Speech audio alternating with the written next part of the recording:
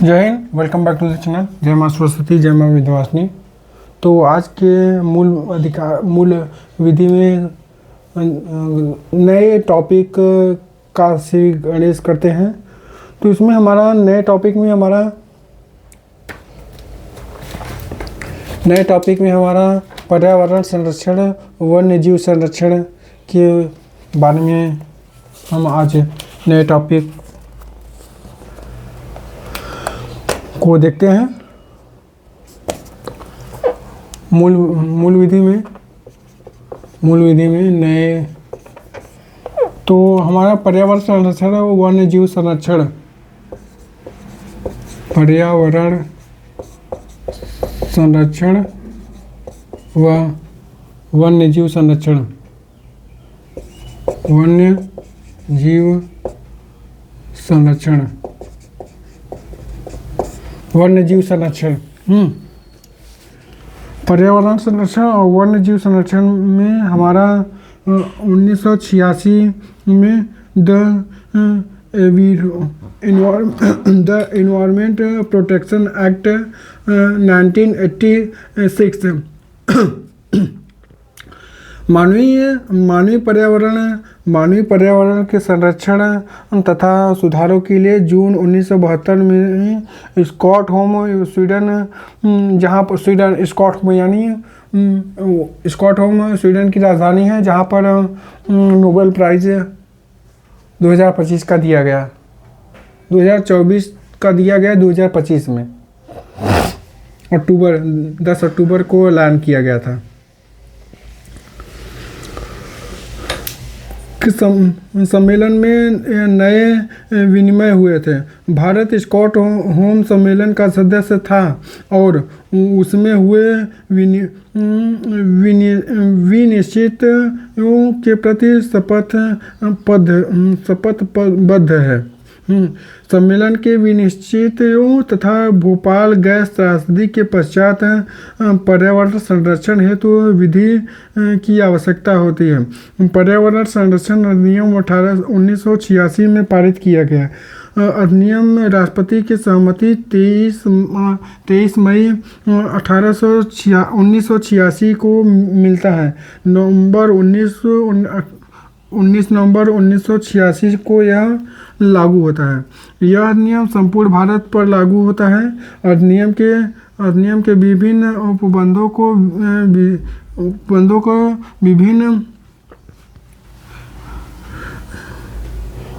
विभिन्न तिथियों तथा क्षेत्रों में लागू किया जाता है।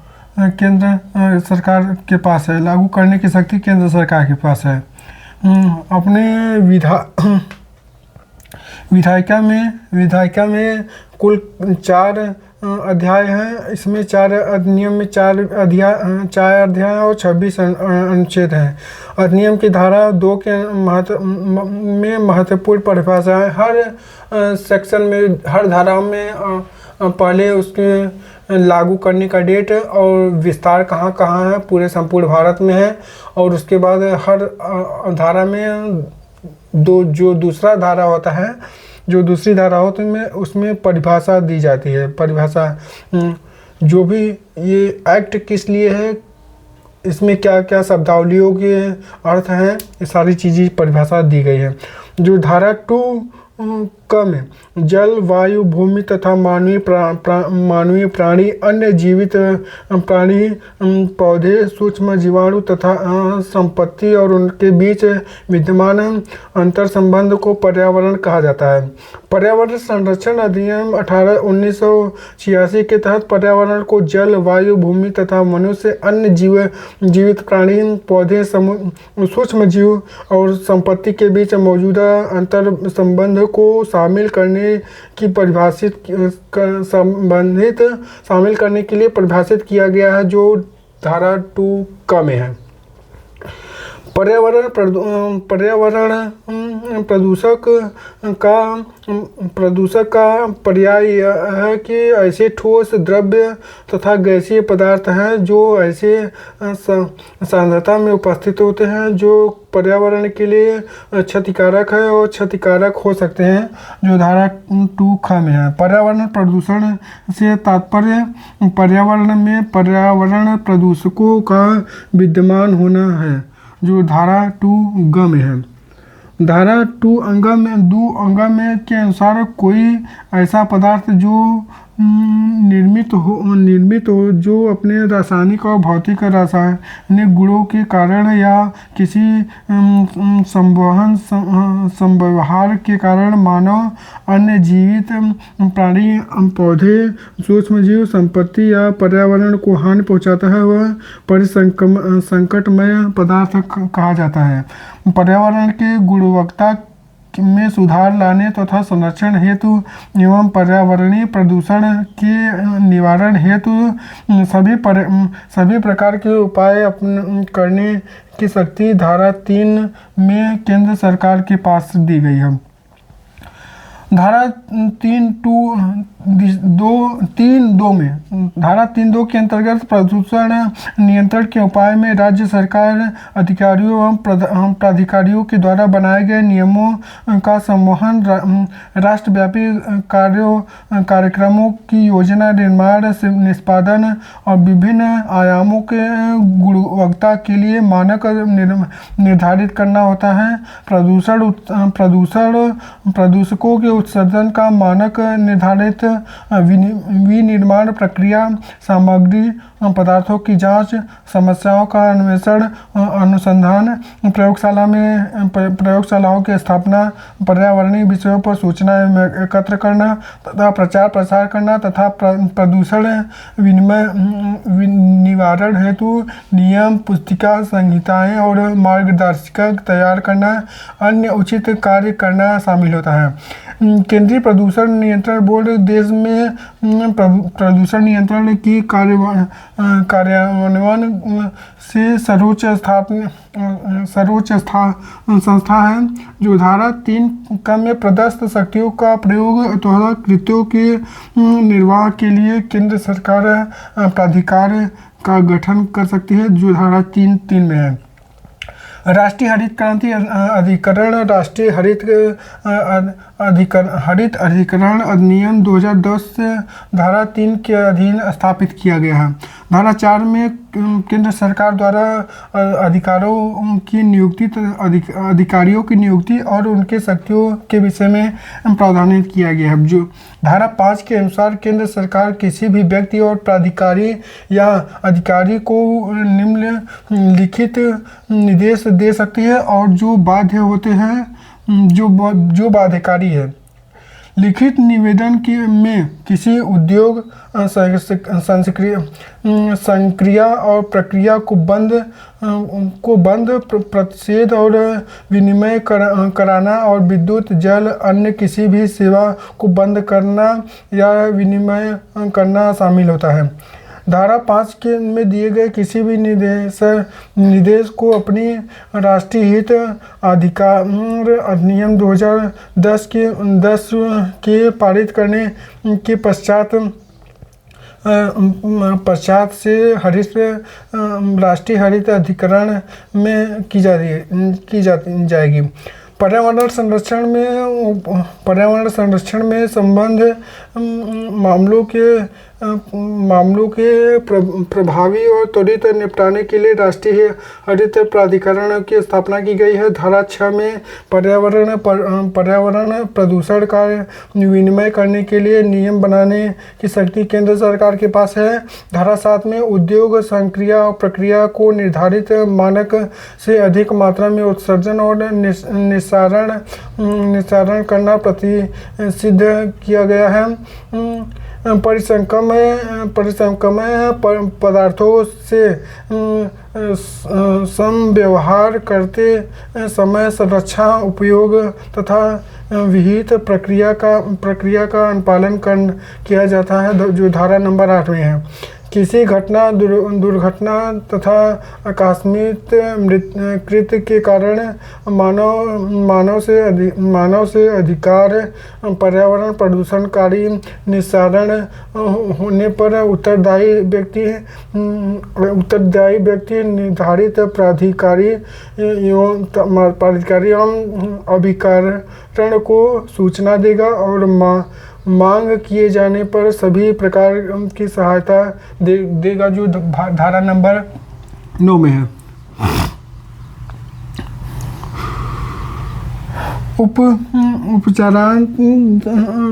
उपचारात्मक कार्रवाई में हुए खर्च को ब्याज के साथ भू राजस्व के बकाया की तरह वसूल किया जाएगा, जो धारा नंबर 9(3) में है। धारा 10 में केंद्र सरकार इस निमित्त सशक्त किए गए हैं कि किसी व्यक्ति को किसी स्थान में प्रवेश तथा निरीक्षण की शक्ति प्रदान करती है। किसी कारखाने परिसर अन्य स्थानों में जल वायु मिट्टी अन्य पदार्थों का विहित तरीके से नमूना केंद्र सरकार या उनके द्वारा सशक्त किसी अधिकार को शक्ति 11 में दी गई है। धारा 12 में केंद्र सरकार द्वारा पर्यावरणीय प्रयोगशाला स्थापित करने का प्रावधानित करती है।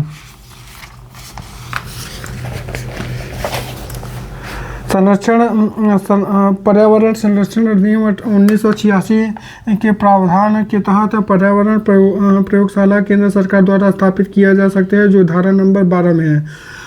पदार्थों के नमूने का विश्लेषण का प्रयोजन के लिए सरकारी विश्लेषण नियुक्त किए जा सकते हैं, जो धारा नंबर 13 में है। सरकारी विश्लेषक की रिपोर्ट के साक्ष्य के रूप में प्रयोग किया जा सकता है, जो धारा नंबर 14 में है। अधिनियम के धारा नंबर 15 में अधिनियम के उपबंध नियम और आदेश तथा आदेशों का उल्लंघन करने पर दंड का प्रावधान है, जो धारा नंबर 15 में है। प्रत्येक उल्लंघन और असफलता के लिए 5 वर्ष तक का कारावास और 1 लाख रुपए जुर्माने या फिर दोनों से दंडित किया जा सकता है। यदि उल्लंघन असफलता जारी रहता है तो अतिरिक्त जुर्माने के रूप में दोष सिद्ध प्रथम असफलता के पश्चात प्रत्येक दिनों के लिए 5,000 रुपये तक का जुर्माने से दंडित किया जाना है। यदि दोष सिद्धि की अतिरिक्त अन्य 1 वर्ष के पश्चात भी असफलता जारी रहती है तो कारावास की अवधि 7 वर्ष तक का हो जाएगा। कंपनी द्वारा अपराध धारा 16 में दंडित किया जाएगा। पर्यावरण संरक्षण अधिनियम 1986 के तहत कंपनियों द्वारा किए गए अपराधों के लिए कंपनी के व्यवसाय के संचालन के लिए सीधे रूप से प्रभावी और जिम्मेदार व्यक्ति को धारा 16 के तहत प्रावधान और दोषी माना जाएगा। धारा नंबर 17 में सरकारी विभागों द्वारा अपराध को दंडित किया जाएगा। धारा 18 में सद्भाव पूर्वक की गई कार्रवाई के लिए संरक्षक अर्थात कोई भी वाद या विधि कार्रवाई न चलाने का बंद करती है। न्यायालय अधिनियम के अधीन अपराध का संज्ञान केंद्र सरकार तथा प्राधिकृत किसी भी प्राधिकारी या अधिकारी के परिवाद पर करेगा।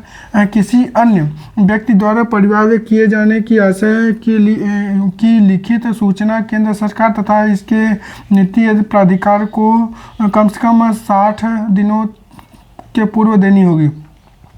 धारा 3 के अधीन गठित प्रावधानित सदस्य अधिकारियों तथा कर्मचारियों भारतीय दंड संहिता 1860 के अधीन धारा 21 के अनुसार लोक सेवक होंगे, जो धारा नंबर 21 में है। सिविल न्यायालय के अधिकारों का वर्णन धारा 22 में है। धारा 23 के अनुसार केंद्र सरकार आवश्यक लगने पर किसी अधिकारी, राज्य सरकार या फिर प्राधिकरण को अपनी शक्तियों तथा कृत्य प्रत्यायोजित कर सकता है। प्रत्यायुधिक करने वाले शक्तियों में धारा 3 के अधीन अधिकरण गठित करने की शक्ति तथा धारा 25 में दी गई नियम बनाने की शक्ति शामिल नहीं है। इस अधिनियम के प्रावधान तथा उनके अधीन बनाए गए नियमों अन्य अधिनियम से असंगत होते हुए भी अभिभावी होंगे। धारा 25 में केंद्र सरकार के नियम बनाने की शक्ति का प्रावधान है। अनुपयोगी तथ्य में पृथ्वी सम्मेलन रियो डी जेनेरियो ब्राज़ील में वर्ष 1992 में आयोजित किया गया था। सतत विकास पर विश्व शिखर सम्मेलन में 2002 में जोहान्सबर्ग में संपन्न किया गया था और वर्ष 2012 में रियो डी जेनेरियो में आयोजित संयुक्त राष्ट्र सतत विकास पर सम्मेलन पर्यावरणीय संरक्षण हेतु प्रयास का उदाहरण है। एजेंडा 2021 में सतत विकास पर संयुक्त राष्ट्र की गैर बाध्यकारी कार्य योजना पर्यावरण संरक्षण हेतु है। वातावरण को प्रदूषित करने वाले अत्यधिक हानिकारक प्रकार मानव कार्बनिक अपशिष्ट है। किसी भी व्यक्ति के पूर्व दायित्व में न केवल प्रदूषण के पीड़ितों क्षतिपूर्ति शामिल है बल्कि पर्यावरण से क्षति को पुनः ठीक करने की लागत भी शामिल है। इस सिद्धांत में प्रदूषण का भुगतान सिद्धांत कहा जाता है। पर्यावरण प्रभाव आकलन के सिद्धांत पहली बार संयुक्त राष्ट्र अमेरिका में राष्ट्रीय पर्यावरण नीति अधिनियम में पेश किया गया था। ध्वनि प्रदूषण विनिमय और नियंत्रण नियम 2000 पर्यावरण संरक्षण अधिनियम 1986 को नियंत्रित किया गया था।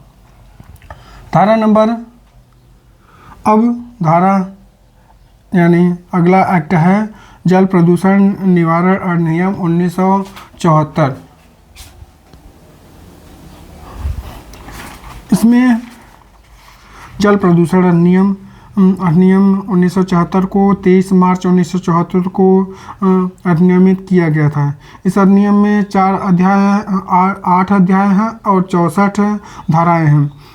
इस अधिनियम के प्रथम असम, बिहार, गुजरात, हरियाणा, हिमाचल प्रदेश, जम्मू कश्मीर और कर्नाटक, केरल, मध्य प्रदेश, राजस्थान, त्रिपुरा, पश्चिम बंगाल के संपूर्ण राज्य केंद्र शासित प्रदेशों में लागू हुआ है।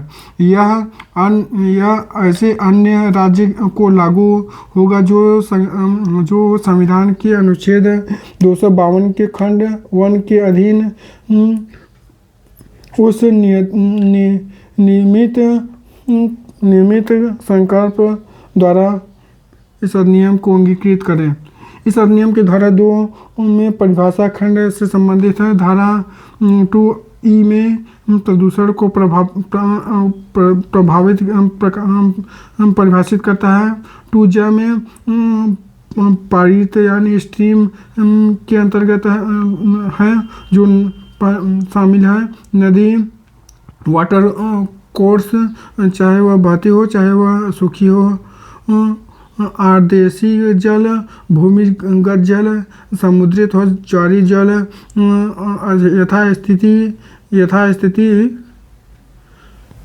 यथास्थिति उस विस्तार तथा या उसके उद्देश्य को राज्य सरकार तथा राज्य पत्र में अधिकार सूचना द्वारा निर्दिष्ट कर रहे हैं। इस अधिनियम के धारा 3 केंद्रीय बोर्ड का गठन किया जाएगा। केंद्रीय तथा राज्य जल प्रदूषण पर नियंत्रण बोर्ड। केंद्रीय प्रदूषण नियंत्रण बोर्ड का गठन जल प्रदूषण की रोकथाम और नियंत्रण अधिनियम 1974 की धारा 3 के अनुसार निर्धारित किया गया है। धारा 3 एक के अनुसार केंद्र सरकार ऐसी तारीख से जो असम, बिहार, गुजरात, हरियाणा, हिमाचल प्रदेश, जम्मू कश्मीर, कर्नाटक, केरल, मध्य प्रदेश, राजस्थान, त्रिपुरा, पश्चिम बंगाल राज्यों और संघ राज्य क्षेत्रों के इस अधिनियम के प्रारंभ से 6 माह के बाद तारीख नहीं थी जो वह राजपथ के सूचना द्वारा नियत करें। यह केंद्रीय बोर्ड गठित करता है। एक केंद्रीय बोर्ड गठित करता है। इस बोर्ड का काम केंद्रीय प्रदूषण तथा समुनिर्दिष्ट कृत्यों का पालन करना है। धारा 3(2) के अनुसार केंद्रीय बोर्ड के एक पूर्वकालीन अध्यक्ष होगा जिसमें केंद्र सरकार द्वारा नामित किया जाएगा, जो पर्यावरण संरक्षण से संबंधित विषयों पर जानकार होगा। केंद्रीय बोर्ड के सदस्य में 5 से अनधिक सदस्य केंद्र सरकार के प्रतिनिधित्व करने हेतु केंद्र सरकार द्वारा नामित किया जाएगा। इस बोर्ड में 3 से अनधिक सदस्य कृषि, मत्स्य उद्योग या फिर किसी भी उद्योग या फिर व्यापार का प्रतिनिधित्व करने हेतु केंद्र सरकार द्वारा नामित किया जाएगा, जबकि 2 सदस्य केंद्रीय सरकार के स्वामित्व, नियंत्रण और प्रबंधन के अधीन कंपनी या फिर निगमों का प्रतिनिधित्व करने हेतु केंद्र सरकार द्वारा नामित किया जाएगा। धारा 3(3) के अनुसार केंद्रीय बोर्ड संविदा करने हेतु एक निगमित निकाय होगा। इस अधिनियम की धारा 4 राज्य बोर्ड का गठन संबंधित है। राज्य प्रदूषण नियंत्रण बोर्ड का गठन जल प्रदूषण के रोकथाम और नियंत्रण अधिनियम 1974 की धारा 4 के तहत निर्धारित होता है, जो धारा 8 के अनुसार केंद्रीय बोर्ड और राज्य के दोनों बोर्ड का अधिवेशन प्रत्येक तिमाही की कम से कम एक बार होगा, परंतु यदि अध्यक्ष की राय में कोई अत्यावश्यक प्रक्रिया का काम किया जाना हो तो कभी भी बोर्ड का अधिवेशन बुलाया जा सकता है। धारा 11 के अनुसार बोर्ड या फिर उनके किसी समिति का कोई कार्य या फिर कार्यवाही केवल इस आधार पर प्रश्नगत नहीं की जा सकेगी कि यथास्थिति बोर्ड या फिर ऐसी समिति में कोई पद खाली था या फिर उनके गठन में कोई त्रुटि थी। धारा 13 के अनुसार संयुक्त बोर्ड का गठन का प्रावधान किया गया है। संयुक्त प्रदूषण नियंत्रण बोर्ड का गठन जल प्रदूषण नियंत्रण बोर्ड रोकथाम और नियंत्रण अधिनियम 1974 की धारा 13 के तहत निर्धारित करता है। संयुक्त प्रदूषण नियंत्रण बोर्ड का गठन धारा 13 के अनुसार किया जाएगा। बोर्डों की शक्ति और फिर उनके कार्य। यह आज के लिए इतना ही। अगर आपको वीडियो अच्छा लगा तो वीडियो को लाइक करें और चैनल को ज़रूर से ज़रूर सब्सक्राइब कर दिया करें। जय हिंद।